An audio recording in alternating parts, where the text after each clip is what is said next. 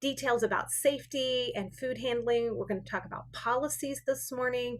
And then Tammy is going to jump in and share with us how to do Concur, which is our expense management software. So that's a little bit of a highlight.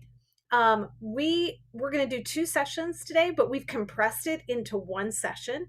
We're going to put a couple breaks in there. So for this first session, if we have about 30 to 40 minutes together, we're going to take a break. So just in case you've all had that cup of coffee this morning, know that we're going to take a break here in about 30 minutes. Okay, so with that in mind, I'm going to jump in. First things first is why we do what we do. So I don't know, and if we had had more time, we could spend time on what your calling to this role look like. But in retail, we've established that there are 5 things that really define our why. So as I'm looking at these, I'm going to ask you guys to take yourself off mute and read each one of these. And as we do, what I'd love for you to do is underline a keyword that stands out to you. Help maybe summarize it in a word, each line. So I'll start off, and then MC, I'll have you read B. Angela, I'll have you read C. Debbie, how about D? Brandon, E. So just take yourself off mute. So why does Young Life Retail work?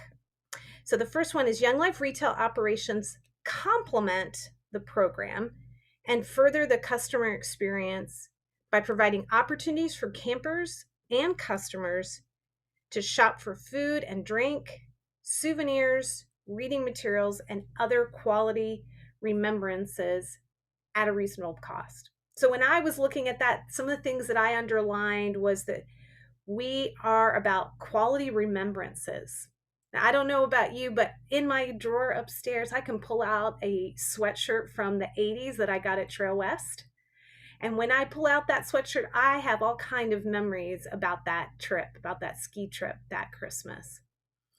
And we hope that that is part of the role of retail as we create quality remembrances at a reasonable cost. We don't want to be like that resort where a can of soda is $5 in the vending machine. We want to balance profitability, but also we want to have a reasonable cost. So those are the things I underlined in that sentence. MC, why don't you read B for us? Young Life Retail operations serve as an extension of the proclamation of the gospel through the ministry of retail. From second mile service to embracing excellence, we strive to reflect the gospel in our service and our spaces. I think the thing that I would underline in that is ministry of retail, and that what we do really is a way to proclaim the gospel in our retail spaces, and kind of what you just said of whether that's having reasonable prices or a shirt for every kid at different price points and things like that. Just like to not forget, like we do bring in a lot of the money and spend a lot of the money, but also there is ministry behind what we do. So love it, love it. And I also would emphasize products, yes, but it's also how we serve and how our spaces present themselves. It doesn't feel hospitable if you walk into the snack bar and it's the counters and the tables are sticky and there's stuff on the floor. So it's part of our service, it's part of our spaces, and it's part of the stuff that we put in those spaces. Okay, C. Angela. Young Life retail operations are meant to earn a fair return on sales, which is to be channeled back into the general operating budget of the individual camp. The intent is to help minimize camp fees. I think the last part, to help minimize camp fees, I just kept thinking like it's bigger than just retail. It's bigger, it affects multiple spaces and it's just everything is connected, and how retail really can impact minimizing those camp fees, which is big. And so to think outside of just the department itself. Yes. So as you sit in your next leadership meeting, I want a little perspective for you. Outside of camp fees, you in retail are the only other revenue center at camp. That means all other departments are a cost center. So when retail is open and functioning well, you can contribute directly to that operation budget at camp. Doesn't mean that we're more special, but in a time of COVID, when we're counting our nickels, dimes, pennies in camping, revenue is really important. And so to be a part of a revenue center, just want you to catch that vision. And if you have time later, go to the dashboard, and we'll talk about the dashboard in one of our modules, but you can see how much your camp, and you'd have to look at 2019 to really get a good picture, but see how much the retail operations at your camp contributed back to camp. At MC at Sharp Top, it was over $250,000 in profit. That's more than one staff person's salary and benefits. So just a little perspective that we help our field friends by keeping the camp costs low. We help our camp friends by keeping the operational budget manageable. Okay, C, Debbie. Young Life retail operations assist Young Life staff by offering spiritual materials that will encourage study, consideration of the gospel, and further personal growth of the camper and customer. The offering spiritual materials and just thinking about the part of our mission that is helping adolescents grow in their faith. I've had actually some really sweet conversations with some volunteers and work crew over the past few months in the store around our book section and have gotten to recommend some books. And yeah, just thinking through our work crew and summer staff when they're spending time at camp, as well as being able to send home some materials with leaders and staff folks as well. I think back to my experience on summer staff and buying a book in the store and reading it, and how our faith is shaped. So being able to provide those supplies for folks, I think, is really valuable. Thanks. All right, Brandon, I keep putting you at the end there. All right. Most young people have a reasonable amount of spending money. It is also known that kids participating in the camping experience will spend their money along the way if they don't spend it with us. Our markups will be reasonable, and spending in our retail locations is voluntary. So I think just starting on the last line there, to me, I think that reads as like there's a no pressure kind of sales view of things, as we want it to be voluntary and not feel like they have to get something when they come in the store. They're welcome to browse, but also setting prices so that they're encouraged to spend money there and not decide to buy something on the way home instead. Exactly. I remember at Saranac, there was long lines in the vending machine as kids were loading up for the bus. So what they did is they just put a bunch of soda in a wheelbarrow with ice and drove it right up by the buses, knowing that kids were going to buy a soda on their first stop. So it was just they come to camp with money, and so whether they're spending it on that soda sitting in there in that wheelbarrow with you or at McDonald's, they will come. One point there that is interesting to make is kids do come often on a budget. So depending on, we've seen a little bit of a shift where wildlife kids are now coming to camp with credit cards. That's been a new change, but often we find that kids are coming with like $100 for the week. Like they're coming with a set amount of cash that they can spend. So thank you. That really grounds out our why we exist and why we do what we do. Let's keep rolling. In Young Life Camping, we have a service theme. Those of you that have been in food service may have heard this as well. But we make decisions based on these 4 components. So the first blank that you see, you can start to write these in. The first blank is safety. So parents are entrusting their kids in our spaces. So of course we have the mindset of safety. When you think of retail, where do you think safety has a part? We talk about protecting the well-being of our guest. The snack bar is the first thing that comes to mind, and safe food practices. Excellent. I have a little bit of a passion point with washing hands when I was a retail manager, because my vision or thought was, if a leader had spent all year trying to get kids to camp and we forgot to clean out the Taylor machine well and their whole cabin got sick, what a bummer that would be. So food handling is a great expression of being safety minded. The next blank there is attention to detail. And that's ensuring excellence in our activities and settings of our camp. Can you think of an example in retail where there's attention to detail that expresses excellence?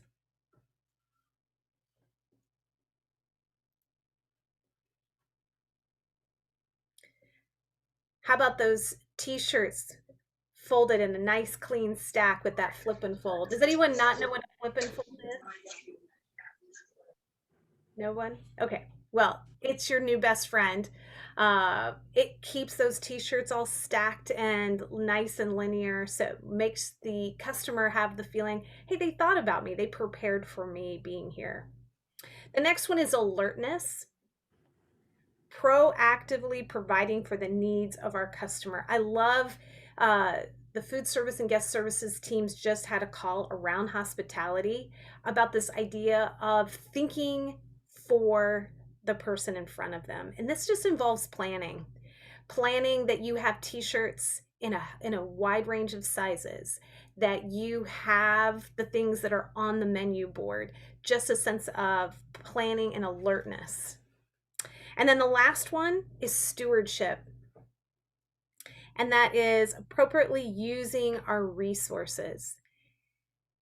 This more than ever matters is how we steward. We've been given a budget to manage. And so how we steward that, how we use our resources well, do we buy things at great pricing? Do we maintain our equipment so that they last long and don't incur additional expenses? So those are just some examples of the service theme that you'll see across all of camping. All right.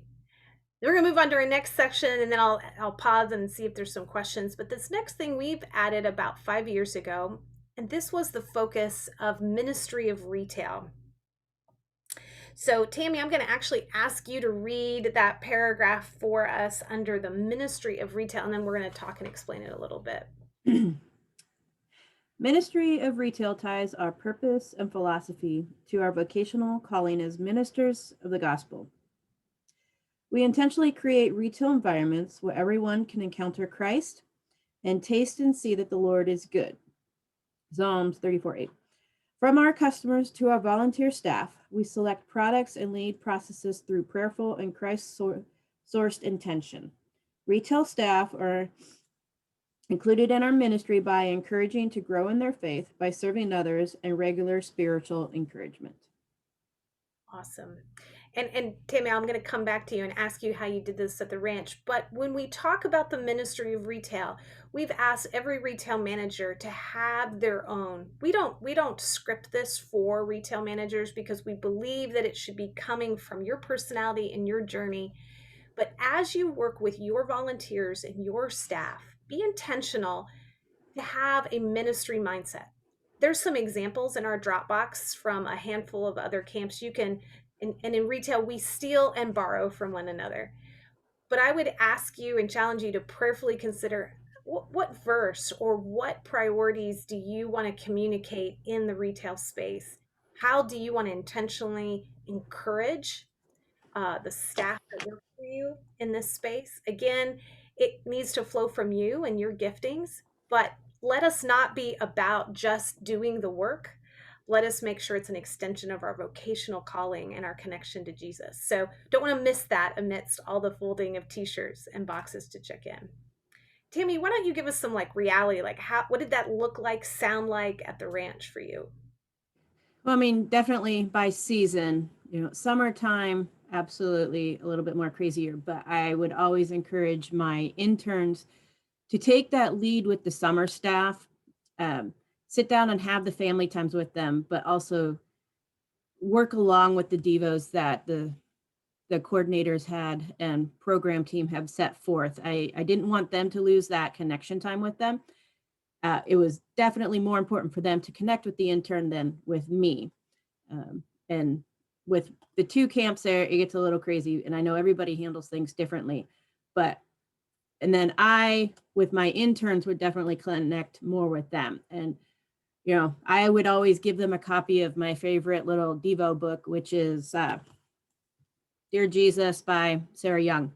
And they can do with it what they want. But I mean, that's one of the things that to this day, I still do Devos with this when I have calls with Stephanie. So it all comes down to where the Lord is leading you and what you can honestly manage within your day. But definitely look to your interns to be leading those summer staff, because just as well as everybody else that the summer staff is what's going to become our interns, and just continuing that level growing up and them leading. Thanks for that. I was reminded of this just recently. As a retail manager, you might have as many as 10 staff working in the retail department, 2 interns and 6 to 8 summer staff. That's a lot of folks. So as you think about your role in conversation, I definitely encourage you to prioritize ministry connection with your interns, and then invite them to be leaders and visionaries for the work with the summer staff. It's just a great relationship, but it's unrealistic if you think, I'm going to be great friends with every summer staff. I mean, there are some summer staff that pop off the screen every session, but really invest in that specialist if you have one, in your interns. Be intentional in that space, and then invite them to cast vision for the folks that they're working and serving alongside. All right, I'm going to pause. We've talked about the why, stuff that maybe doesn't jump off the page, but questions that you guys have. I have a simple question just off that. I know in the past that some camps have had year-long interns versus just for the summer. Is that just dependent on the actual camp? Great question, Sam. It is dependent from camp to camp. I would say there's a lot of diversity. Some year-longs are on rotations, and some year-longs stay within a certain department. So your interaction is very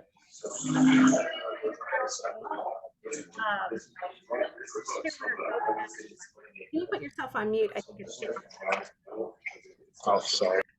No, it's okay. Clearwater Cove, for example, they actually have year-long intern coordinators who really invest spiritually in those 4 or 5 people. But while they're in, the retail rotation, I would say make sure that you're being intentional, whether it's praying together, asking them what they're learning, or if there isn't an intern coordinator, maybe that's something you should consider, a Bible study, or to Tammy's point, a Devo. Good question. Well, thank you. All right, before we leave the why, anything else? All right. Well, flip over the page, and now let's talk about some numbers. Retail, we're about art. We're also about some numbers. So let's dive into some benchmarks and some terminology. So how do we measure if a retail operation is healthy?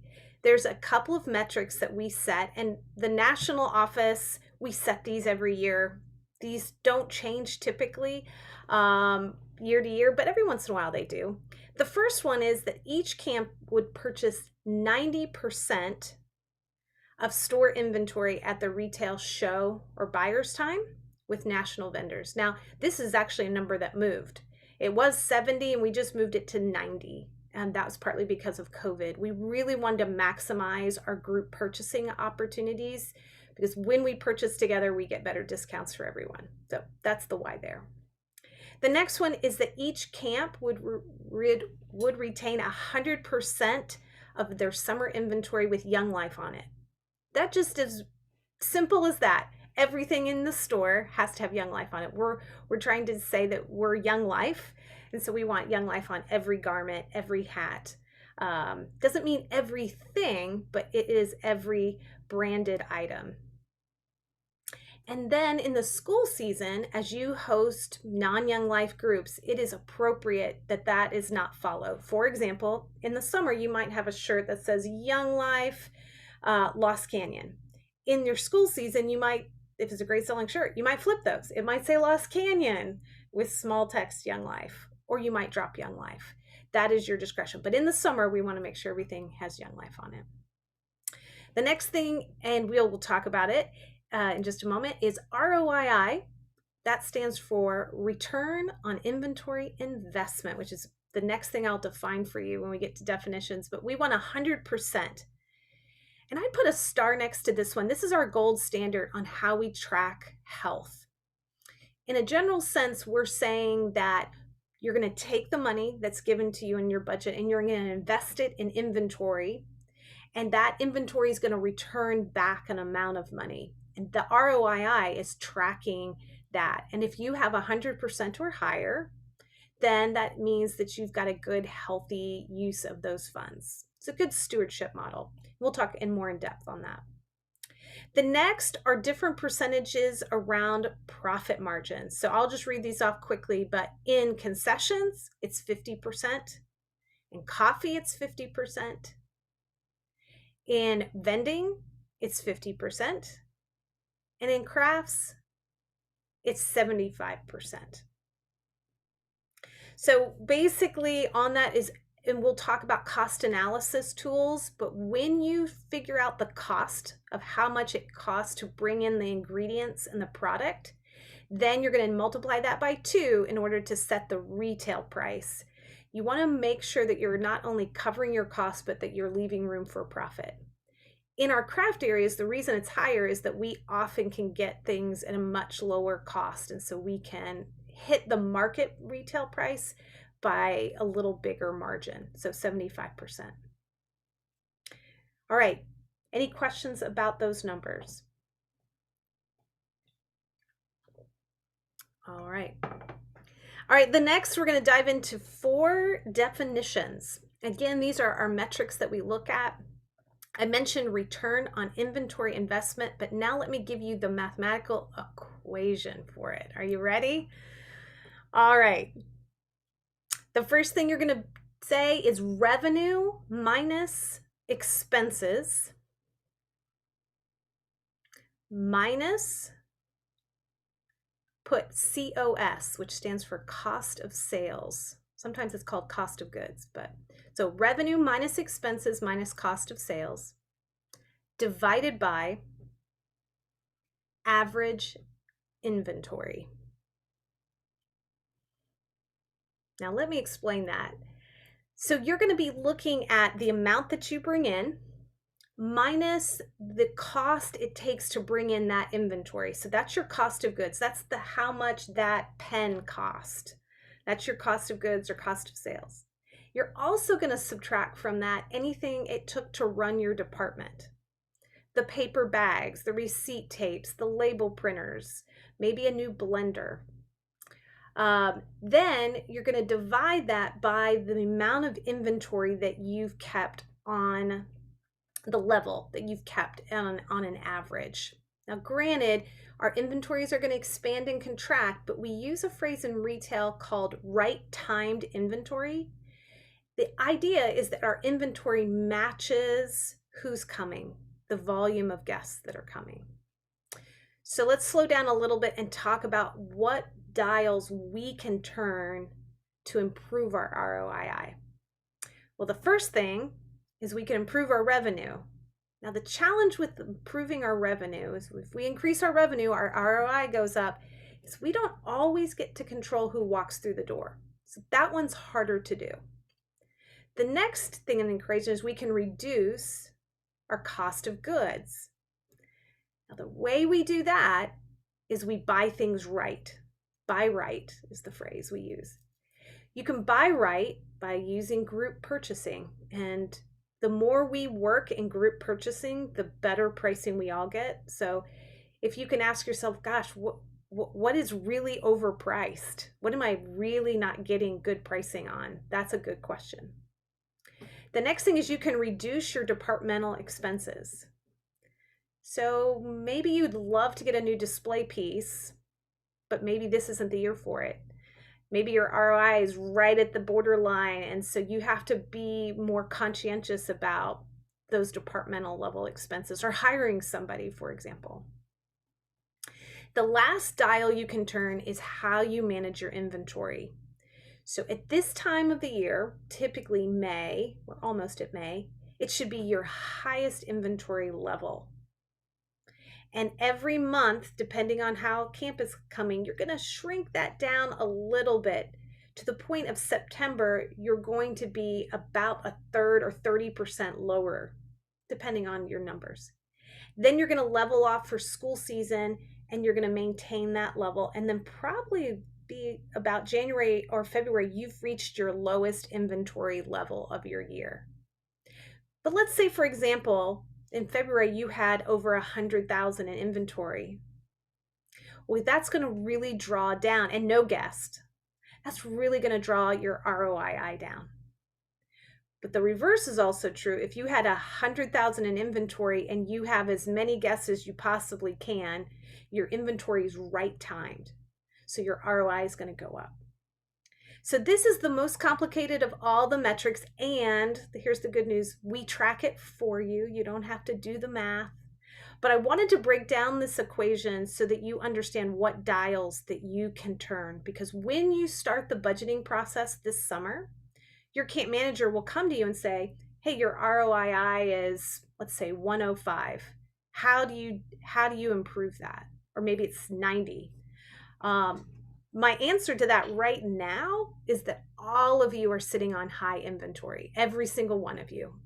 So it's not a great year to look at ROI, but a year from now, when our inventory is more stable, you're going to want to know, what dials can I turn to improve my ROI? Okay, I'm going to pause. Ask me some questions. Tell me what doesn't make sense. What can I clarify?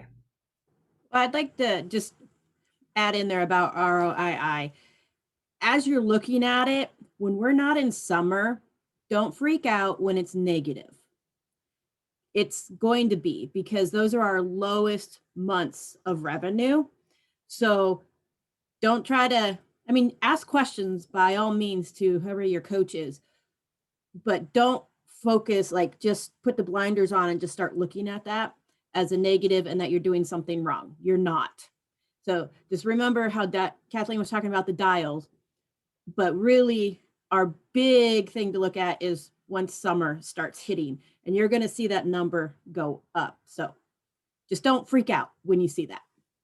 See, this is why we tag team. This is awesome. That's exactly right.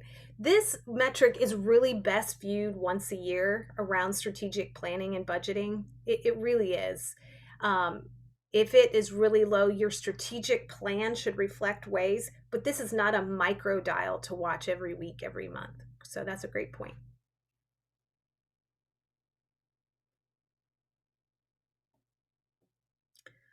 All right, well, I'm going to keep going, but don't let all these numbers, pile up with questions. So the next one is net income. What I like to say on this one is this is your bottom line. This is your profit. So the mathematical equation here is much easier. It's revenue minus expenses. So you are just looking at how much did I bring in, and how much did I spend. This profit is what goes back to your camp. So I'm just going to read some examples to you just for some context. So in 2019, when retail was more normal, our revenue in retail was $6.6 million. That was our net income. So that's what we brought back to all camps. 1.7 million came from our snack bars, 88,000 came from our craft areas, and 100,000 in net income came from vending. So you can just see right there, if you're going to open any door, open the store. So the stores where we make the most of our profit. When you are looking and talking, when you're looking at budgeting and talking with your camp manager, know your net profit, your net income. And that is on the dashboard that we'll look at in one of the later modules. Just know your numbers, know what is your return back, what your operations return, both in the store and overall. Those are great numbers to know. The next one is dollar per guest. This is a projection number based on history. It's saying, on average, a guest that comes to our camp typically spends fill in the blank. So the math behind this is revenue divided by number of guests. The way I like to use this number most often is for budgeting and inventory levels. So if I'm trying to ask myself, if I'm at Sharp Top, and on average, historically, our guests have spent about $50 of a person, and I'm having about 2,000 guests, then I know I need about 100,000 in inventory on average. Like that's kind of how I correlate right sizing my inventory. Every person that walks through on average spends about this, so I need about this much on hand to meet that demand. Because you can't change or impact the dial of who comes, your role in that is to turn the dial on what do you have available, what's the size of inventory that you have. So for example, this mentality works for Snack Bar too. If you're not going to have any groups in November and December, then you're going to shrink what you offer in your snack bar because you don't have that guest, and so your number of guests declined, so your number of expenditures needs to change. So it's this kind of gauge on how to manage inventory and buying. So dollar per guest. And then the last metric we look at is inventory discrepancies. And we only look at this at the end of the fiscal year. So in Young Life, the fiscal year goes from October to September. So we do a lot of settle up in the month of September. September is a big month in retail. And what we do is in September, we do a physical count of everything in our store. And then we match it with what accounting says. So this is really where we take Square and Lawson and say, how close are you guys? And that difference is an inventory discrepancy. I'm not going to get into this much, but in the accounting world, they're going to write off those differences and code them to different accounts, and there's some auditing components there. But for our purposes, we're just making sure that Lawson and Square are matched.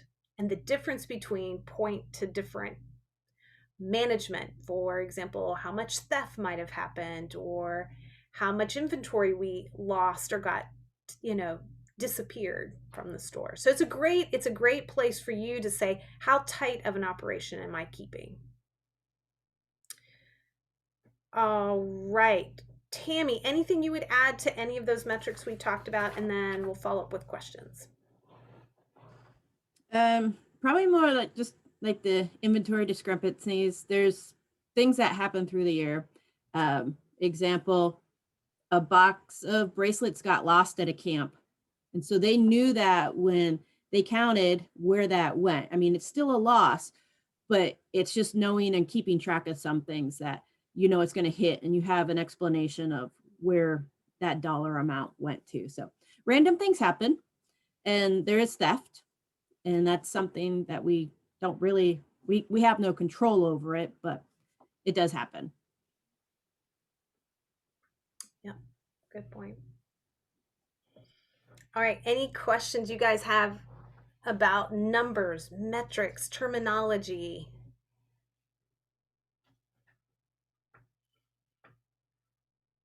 All right, so let me throw a couple questions at you, see how you're doing. So if I want to improve my ROII, go to the chat feature and put in one thing you could do to improve an ROII at your location. So let's say it's like 90% ROII. How could you make it better? Reduce departmental expenses. Good one. Maybe not buy the super high-end gift bags.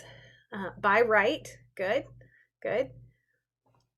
Maybe don't get the 24-piece pricing on the camelbacks. Cut back on expenses. Good. Good.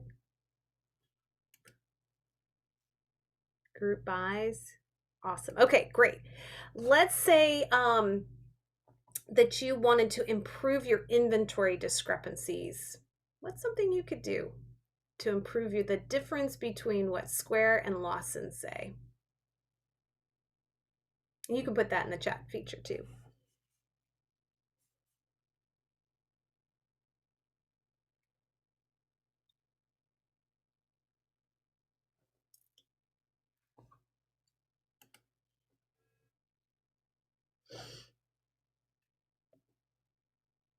look at a hiring budget. Make sure you keep up with damaged items throughout the year. That is correct. Yep. Things will break, things will walk. Make sure you're doing good paperwork management of how product gets in to Square and out to Lawson, making sure those two systems are as close together as possible. I kind of like to say, those systems don't loop. There's no connection, automatic connection. So they're like two houses that don't talk to each other. So every year we try and get them synced up. Have a way to track for yourself damaged. Good, which we'll talk about later today. Work week project of updating actual counts of what is in script. Brandon, that's fantastic. That is exactly, work week is a great time. If your hand has been off the inventory throttle and you kind of have some blind spots, do some spot checks on inventory. So good stuff. All right, now we're going to move to some lightweight things. These are just easy breezy, but these are some resources for you. Just a little bit of FYI, these next three things. There are, and I'm not going to read all of them, but there are, let's see, 6 different resources for you of where to get information. Camping in the Cloud, staff resources. If you have a Young Life login, Sam, you don't have one yet, but eventually you will. younglife.org. You go Camping in the Cloud, and then that's where you can see digitally the brand new manual. Department Dropbox. Every one of you should have access to that. If you don't, shoot me an email. We use this a lot. Our only ask there is don't take anything and delete from that. My team will do that, but if you want to recopy anything and keep it on your desktop, feel free. We are moving away from Dropbox in about a year to OneDrive. But for now, it is what we use. I mean, I think I'm in Dropbox every day for retail product and stuff. Great place for just current things. We do have a retail website, and I sent all of you that link. I would bookmark that. It's where we keep our videos because they're so large. Most people don't have enough space in Dropbox. That's where all the Square training. And when we're doing events, that's also where we keep event schedules and details. Let's see, dashboard. We're going to take a look at that. That's also something to bookmark. I would check that out once a month. Once every couple months. It is where it's all the visualizations of all the metrics we talked about. Nice, great graphs and charts for you. The next is GroupMe. That's just how we stay connected as a department. It's usually our fun space. It's here's a fun picture. Here's something that made me laugh. And then our Monday retail updates. You should have just gotten one of these, but every Monday, Beth and or I send out an email, and this has price updates, delivery dates, because we work so much together on ordering. It's a great place for us to share information. I would say anything in red, we're saying take action on. Typically, we release information on Monday with an ask to have something due on Friday.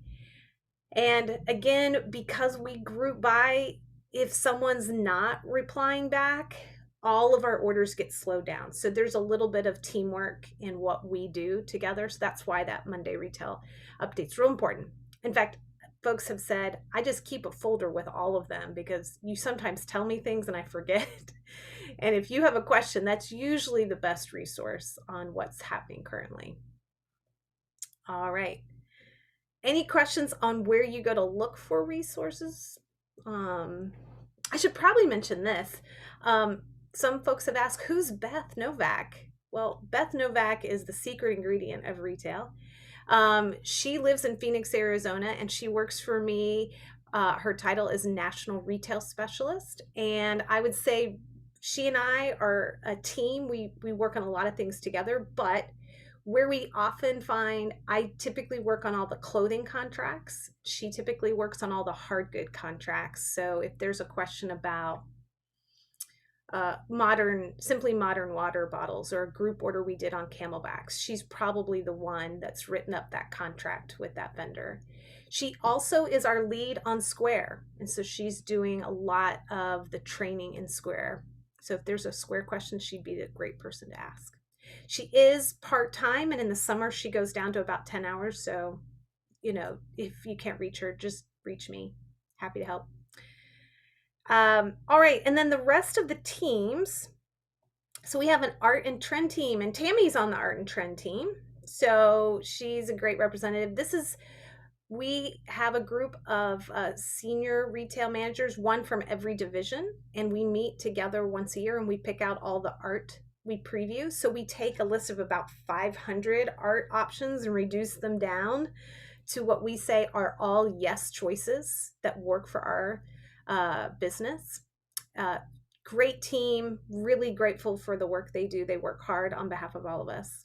So impact teams, this is something unique to retail. When we used to have an annual meeting, I think we still do have an annual meeting called Impact, but these are just subcommittees in retail. And typically a retail manager is asked to join 1 or 2 each year. And you're looking at, in fact, MC, you and Angela weren't you guys on an impact team together? Okay. So you might be on the coffee impact team and you're getting together once or twice and you're looking at coffee trends. And then at Impact, you're sharing those coffee trends with everyone. That's a great example. We have an innovation team that was working on Square and testing out some of the Square changes. So you'll get that in September. We usually put a survey and say, what teams do you want to be on? The next is your resource coach. Tammy is also one of those. Resource coaches, you will really appreciate your resource coach. I'm looking at the screen. Every one of you have one. Yep, you do. So your resource coach should be reaching out to you. Probably will start after this training. You should be getting a call from them at least once a week, like probably once a week. And then as summer gets going, you guys will just have to adjust your schedule. But their goal is to walk you through all the stuff that's related to retail to make sure that you really know all the ins and outs. They are also like your phone a friend, if you've ever seen the TV show. So if there's a question that comes up, your resource coach has said, I'm available to take those calls. I want you to call me. So yes, there's going to be people that like Angela. You'll always have Amy, and MC, Pam, and you feel comfortable calling her. But your coach is also there to say, hey, I've made myself available to help out. So those are a couple of the teams and the where-tos. And then the last section here is, what does my team do for you? So there's a list of all the things that Beth and I do to support you.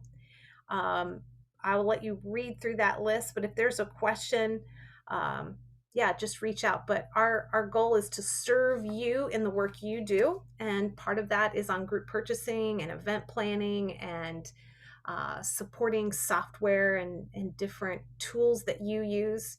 But that's the seat that we play. So I'm going to ask you some questions and see if you know who to call when, and see how this lands out. So why don't we do this? Why don't you take yourself off mute? Sam, I don't know about where you are. There's getting a lot of reverb. So you might have to click on and Yeah. a lot of background noise. So, all right. So take yourself off mute and I'm going to say, just shout out, who do you call with questions about your retail menu in the concessions area? You're not sure if it's a good menu. Who do you call? Resource coach. Resource coach. Yes. I'm going to throw a curveball at you. Who do you call if you have a question about how to handle food safely in your concessions area? Food service manager. Yes, that's a curveball. I didn't mention that one, but with so many food service people, I had to say that one. Your food service manager is a great consultant to you. In fact, you really should have them walk through your spaces and make sure that you're handling food well. So I hadn't mentioned that. All right, who do you call if there's a question about Square? Beth. Beth. Yeah. Yes. Who do you call if you're not sure if the order from Be Unlimited is going to come in on time? Your rep. Be Unlimited, yes. Good job. You can also call your resource coach if it's just a question about how does this delivery delay affect me. All right, who do you call if your pricing on a group buy on Camelbacks the invoice says something different.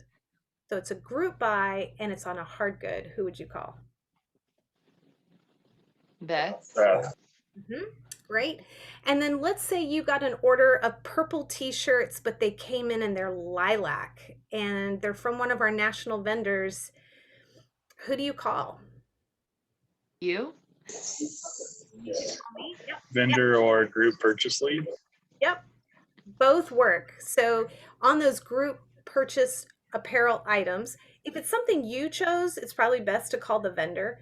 But if it's something that's probably happening across, Tammy, I'm trying to think of an example. Maybe that armpit tear in those shirts from Hands On. That might be an example where you're seeing it and probably everyone's seeing it and it's wrong. Tammy, can you think of another example of who to call or an example?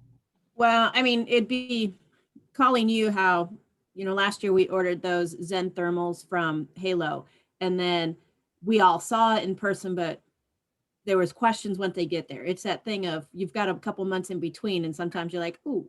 So yeah, definitely at that, it was reach out to National, Beth and Kathleen, and they confirmed thoughts on that as people ask questions. Yeah, just those random things that if you purchase something and it's not coming out right, ask questions. Yeah. And it could be a resource coach and they can direct you elsewhere if it's beyond them. Exactly. All right. Well, I'm going to push pause. I'm going to ask you to flip through your notes and choose one thing that was new or stood out. Maybe it jumped off the page. You're like, really? They do that? And I want you to be prepared to share it. And we're going to go quickly around. Each of you share, and then we're going to take a break. So choose one thing that stood out to you that you've heard or learned so far. And when you have it, just take yourself off mute. Hey, Kathleen. So sorry. I just got a call that someone's here to work on our slushy machine. I need to go meet them. So Great. I will just, okay, great. Sorry. We're going on a break anyway, so that'll work out great. Thanks, MC. I think something that I enjoyed hearing about was ways to improve your ROI of like, oh, these are specific ways I can turn to look instead of feeling overwhelmed of like, okay, where do I go now to improve that? It's like, okay, I can go to these things specifically to start there. And it's a good starting place. And then if I need to look further, that's a good place. I think for me, it was just hearing about impact teams, that there's teams of folks out there that are looking for new trends and new things are coming available is pretty cool. Yeah, for me, I was- think, oh, go ahead, Sam. Sorry. For the breakdown of ROIs is kind of the same thing that Angela was saying. Seeing that it's a different kind of metric that I've seen in past jobs. So. Good. Yeah, similarly, I think the metrics of which ones we need to check maybe just once a year versus the ones that we're trying to pay attention to more regularly, that was a switch for me because I would look at food costs typically month to month to know where we're at any given time, but to know that ROII is not the same. And we want to look at it in the summer and when we're planning, that was really helpful. That's a great point, Debbie. In fact, to make a comparison to food service, I would really be looking at your inventory value regularly. I mean, maybe as often as every 2 weeks, depending on how many groups you had. That's the number that, like, compared to what you're doing in food service, that's the number I'd pay attention to. I'd make sure my inventory was moving in the right direction. But the metrics that we really talked about, they're really once a year metrics. They're really the more of the long game. So that's a good clarifier. Abigail, how about you?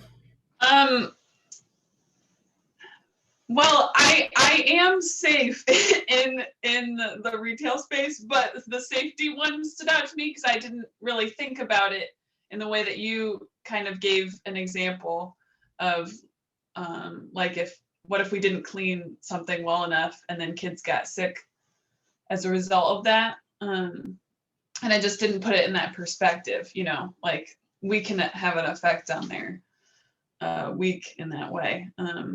So, I mean, I still I follow things really, I run a tight ship in my snack bar and stuff, but I think that was just a good, putting it in a different context and understanding there's a reason why we do what we do, Good, great.